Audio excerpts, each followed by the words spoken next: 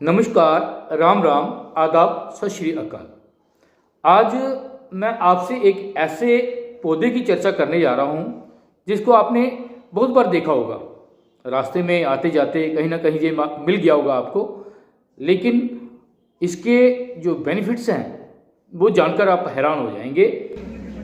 तो ये Solanaceae family का पौधा है, फैमिली सोलेनेसी फैमिली, और इंग्लिश नेम इसका है येलो बेरिड नाइट शेड। इसका संस्कृत में इसको कंटकारी बोलते हैं, हिंदी में भी इसको कंटाकरी बोलते हैं, बंगाली में भी इसको कंटाकरी बोलते हैं, हम अपनी भाषा में इसको कंडियारी भी बोलते हैं। तो ये पौधा जो है इसमें बहुत सारे कांटे होते हैं। लिखने वाले लिखते हैं कि ये पौधा ऐसे है जैसे कोबरा होता है और अपनी फन खिलारे खड़ा है।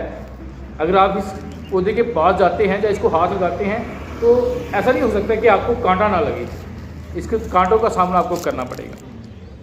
इसको वाइट कलर के या पिंक कलर के या ब्लू कलर के फूल लगते हैं बसंत ऋतु में। गर्मियों में फल लगना शुरू हो जाते हैं और सर्दियों में इसके फल पक जाते हैं। पहले ग्रीन कलर के होते हैं और फलों पे धारियाँ पड़ी होती हैं, पकने पर ये येलो कलर के हो जाते हैं। इस पौधे के सभी पार्ट, जड़ों का, पत्तों का, फूलों का, फलों का प्रयोग मेडिसिन में होता है।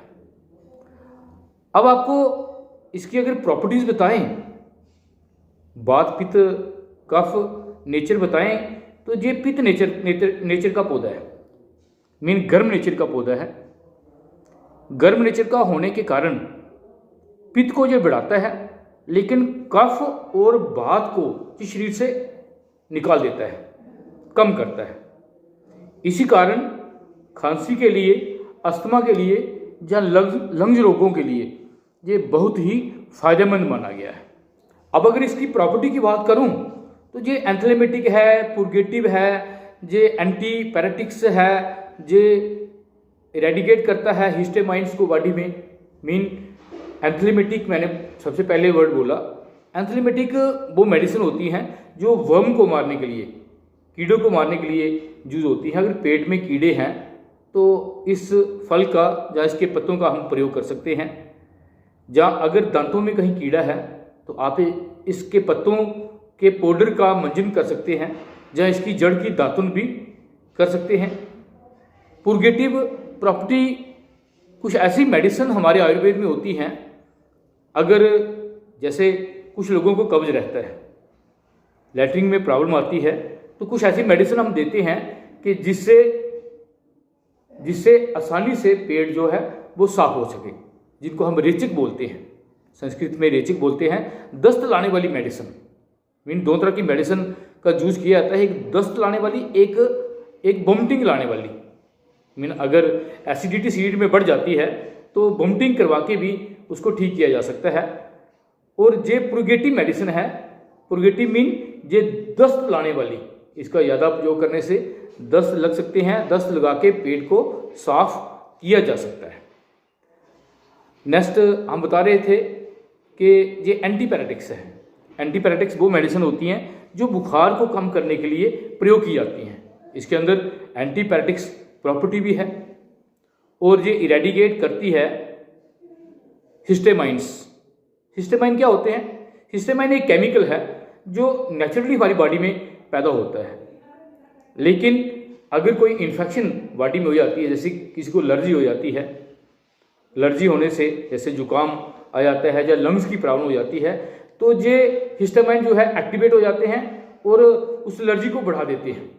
स्किन की प्रॉब्लम या एलर्जी की प्रॉब्लम, तो ये इसके फल जो हैं या इसके पत्ते या इसकी जड़ें जो हैं, उनमें एक प्रॉपर्टी है कि हिस्टेमाइन जो एक्टिवेट हुआ है उसको पूरी तरह ख़त्म कर देती है। खासतौर पे लंग्स के हिस्टेमाइन जो हैं उनको ये इरेडिकेट कर देता है, बिल्कुल समाप्त कर देता है। ये ड्रॉप्सी को कम करता है। ड्रॉप्सी की जगह आजकल हम नई टर्म यूज करते हैं, ओडिमा। ओडिमा क्या होता है? स्किन में, मीन बॉडी में पानी भर जाना, फ्लूइड भर जाना, उस फ्लूइड को भी कम करने में मदद करता है। तो आप इसके बारे में काफ़ी लिटरेचर है, नेट पे पढ़ा है, यूट्यूब पे है किताबों में है, उसको भी देख के आप देख सकते हैं इसको प्रयोग कैसे करना है। इस पौधे का सबसे ज़्यादा प्रयोग आप कर सकते हैं कफ रोगों के लिए। खांसी है, जुकाम है, कंजेशन है चेस्ट में, या अस्थमा रोग है, या ब्रोनिकल कोई भी तरह का रेस्पिरेटरी सिस्टम का कोई रोग है, इवन के फीवर है, तब भी आप ये प्रयोग कर सकते हैं। इसका कवात बनाना है। कवात हम काढ़ू को बोलते हैं। कैसे बनाते हैं कवात? इसके फल लेने हैं, उसके फलों को छोटा छोटा काट के या ग्राइंड करके पानी डाल देना है। मान लो आपने 1 लीटर वाटर डाला है तो उसको 1/4 करना होता है। और याद रहे, कुछ लोग कवात बनाते हैं तो उसको खुला छोड़ देते हैं ढक्कन को ऊपर से, तो उस पर ढक्कन देना होता है। तो तीले पे या जिसमें आप बना रहे हैं उस पर ढक्कन दे देना होता है। कवात का मतलब होता है 1/4 प्रोसेस जब होती है, मीन जितना भी पानी स्टीम बनता है वो जब ढक्कन से टकराता है तो कंडेंसेशन हो जाती है नीचे, और 1/4 करने का मतलब है पूरा पानी जो है वो कंडेंस होकर दोबारा नीचे आया है, उसको कवात बोलते हैं। लेकिन उसमें आपने 1 या 2 ग्राम हींग डालनी है और 2 ग्राम के करीब सेंधा नमक डालना है। फिर इस कवात का अगर प्रयोग करते हैं आप दिन में 2 बार या 3 बार, तो कुछ ही दिनों में आपके जो चेस्ट की प्रॉब्लम है वो बिल्कुल ठीक हो जाएगी। इवन के जो अस्थमा रोग है वो भी इससे ठीक हो सकता है। एक प्रोसेस और है, इस पौधे का आप पंचांग ले लें। पंचांग क्या होता है? 5 के 5 पार्ट, मीन जड़ें, पत्ते, तना, फूल, फल जितने भी हैं उनको साफ करके छोटा छोटा पीस लें और उसको उसमें कोई 8 गुना या 10 गुना पानी डालें और उसको बॉईल करना शुरू कर दें। अब ढक्कन नहीं देना ऊपर, उसको बॉईल करना शुरू कर दें। जब 8 गुना से 2 गुना बचे तब आपने उसको छान लेना है, फिल्टर कर लेना है, और जो रेजिड्यू है, जो ऊपर मटेरियल है, उसको फेंक देना है। जो नीचे फिल्ट्रेट है उसको दोबारा बॉईल करना है, और बॉईल करने के बाद तब तक बॉईल करते रहना है जब तक वो सॉलिड मटेरियल बनना शुरू हो जाए। मीन जब सॉलिड या थोड़ा जेल टाइप मटेरियल बन जाए, उसका प्रयोग थोड़ा सा वो लेके आप उसको उसमें शहद मिला के ये दे सकते हैं। खांसी पे, जुकाम पे या चेस्ट के जितने भी रोग हैं तो ये ठीक होना शुरू हो जाते हैं। खांसी के लिए हम और सिंपल आपको इसका इलाज बता देते हैं। इस पूरे पौधे को सुखा के आप पाउडर बना सकते हैं, या इसके पत्तों का पाउडर बना के रख सकते हैं। तो उस पत्तों का पाउडर जो 1 ग्राम है उसको हनी मिला के मिक्स करके आप ले सकते हैं। इससे भी हर प्रकार की खांसी जो है वो खत्म हो सकती है। और भी बड़े सारे प्रयोग हैं इस पे, वो आप स्टडी कर सकते हो नेट से, यूट्यूब से या बुक्स पढ़ के।